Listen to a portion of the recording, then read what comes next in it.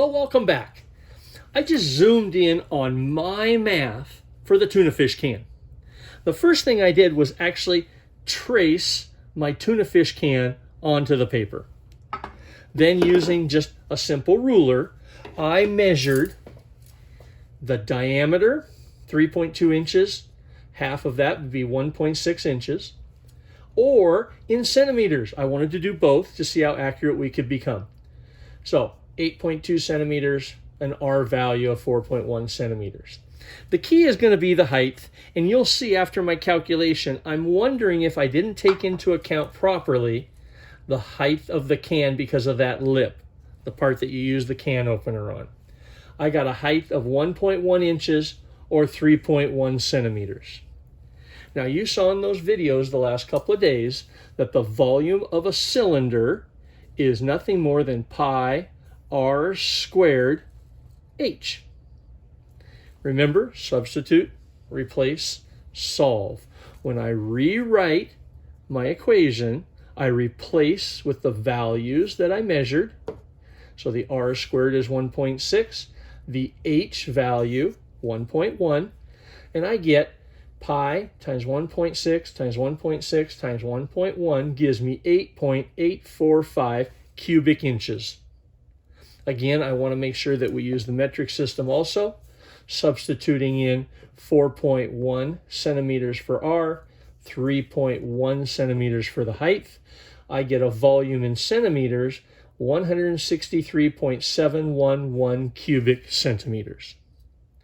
Pause the video, do your measurements, and see what you get on your shape that you got out of the recycle bin. Now, going over and above, you had to Google some answers. In Googling cubic inches, I was not able to find anything but cubic inches to dry quarts. Remember, we're interested in dry ounces. That's what the tuna fish can said. So 1 cubic inch is 0.0149 dry quarts. Okay, writing out the equation, I had 8.845 cubic inches. I multiplied by quarts, divided by cubic inches. I need dry ounces. I don't have a conversion factor for dry ounces. I had to go back to Google, and I was able to find dry ounces to 1 quart. I actually found, and I included the link on the web page, 37.24 dry ounces per quart.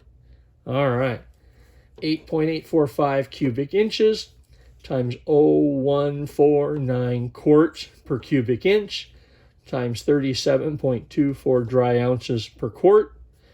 Inches cubed canceled, quart cancels, leaving me with dry ounces. When you do the math, you get 4.91 dry ounces. But the tuna fish can said 4.0 ounces drained. Close, but again, I'm off. My actual measurements, I must not have taken into account the proper height because of that lip. So, again, I'm close. I've used all of my math from my entire math career. Remember back in middle school where you had to convert? Remember back in middle school where they actually showed you volume? But in algebra, when we put it all together, we've got to be more accurate in our measurements. I was off a little. Okay, let's go back. I'm interested in the ounces. Remember it said 5 ounces? So I Google cubic centimeters to ounces, and I found a conversion. Again, I included that link if you don't find it. 1 cubic centimeter is 0.034 fluid ounces. Let's see how accurate we are.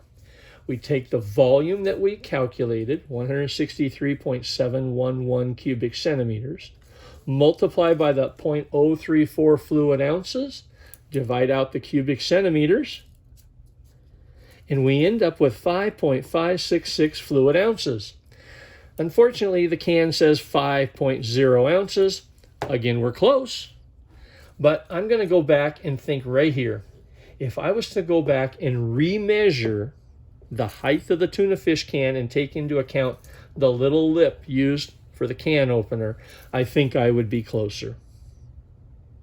Well, I appreciate you taking a second and watching this video. I can't wait till tomorrow when I use a different shape and we try to see if we can be more accurate than today. Until tomorrow, this is the end of day 13, page 21 and 22 on Montes 20-20-20 series.